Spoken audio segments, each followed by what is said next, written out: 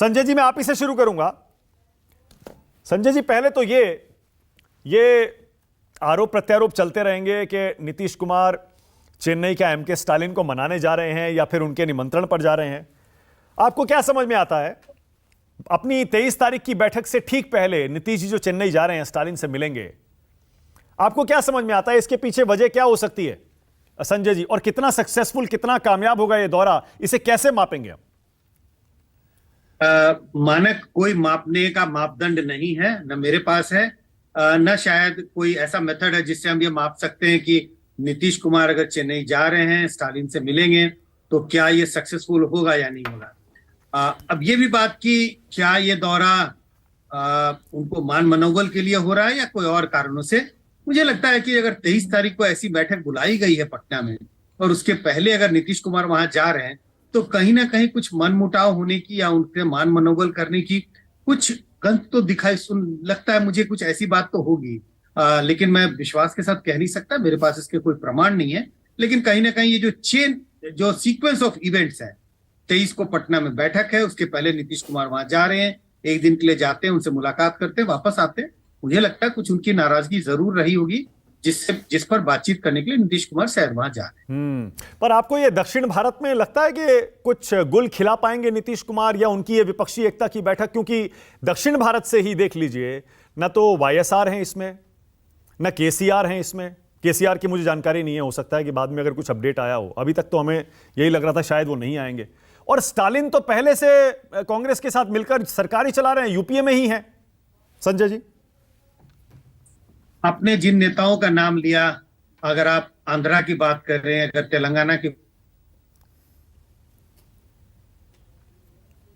बात करें, अगर तमिलनाडु की बात करें, पटना आना नहीं आना अभी भी इस पर प्रश्न चिन्ह लगा हुआ है। कुछ ने तो तय किया वो नहीं आएंगे। निश्चित रूप से हर इस ओर संकेत कर रहा है कि नीतीश कुमार का जो एफर्ट है विपक्षी एकता का, विपक्षी पार्टियों को सबको एक मंच पर लाने का, वो कहीं ना कहीं एकदम जो कहते हैं सक्सेसफुल होता है वो तो दिखाई नहीं पड़ रहा है। साउथ में अब उन्हें मान मनोबल करने के लिए जाना पड़ रहा है। कुछ नेताओं ने ऑलरेडी ऐलान कर दिया वो नहीं आएंगे।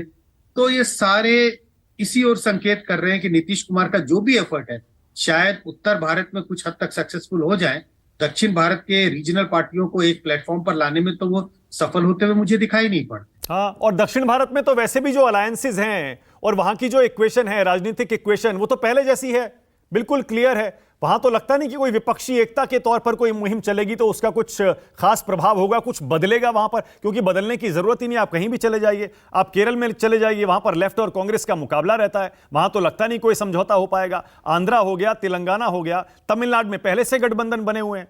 संजय जी, कर्नाटक देख लीजिए, वहां भी पहले से क्लियर है सब कुछ, बल्कि वहां तो ऐसा लग रहा है जेडीएस बीजेपी के साथ जा सकता है। आपने केरल का जिक्र किया, केरल में तो गठबंधन का कोई फायदा नहीं, क्योंकि वहां पे बीजेपी ऑलरेडी एक थर्ड फोर्स के रूप में देखी जा रही है।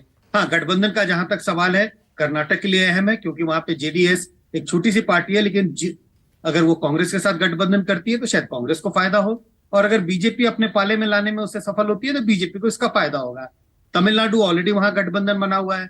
अगर हम आंध्रा की बात करें तो आंध्रा में दोनों रीजनल पार्टियां स्ट्रॉन्ग पार्टियां हैं। कांग्रेस का कोई एक तरह से वहां पे वजूद अब कम से कम पिछले चुनाव के हिसाब से देखे तो नहीं है। वहां भी कोई बड़ा उलटफेर या कोई गठबंधन का कोई फायदा होता हुआ दिखता नहीं है। अगर हम तेलंगाना की बात करें तो वो 3-वे कंटेस्ट के जैसा अभी दिखाई पड़ता है। वहां बीआरएस है, कांग्रेस है, और साथ में बीजेपी एक इमर्जिंग फोर्स है। तो यहां पर यह संभव नहीं दिखाई पड़ता कि कांग्रेस और बीआरएस एक साथ आ जाएंगे, क्योंकि स्टेट लेवल पॉलिटिक्स पे दोनों को एक दूसरे के साथ कंटेस्ट करने की जरूरत होगी। तो शायद सदर्न स्टेट्स में तो ये जो पूरी जो कवायद है नीतीश कुमार की, वो बहुत कोई सक्सेसफुल होता हुआ दिखता नहीं है। और जिन राज्यों में, कई राज्यों में तो ऑलरेडी विपक्षी एकता बनी हुई है, उसमें वो कोई नई चीज और क्या जोड़ पाएंगे, ऐसा कुछ मुझे दिखाई नहीं पड़ता। एग्जैक्टली। इसका मतलब आलोक शर्मा,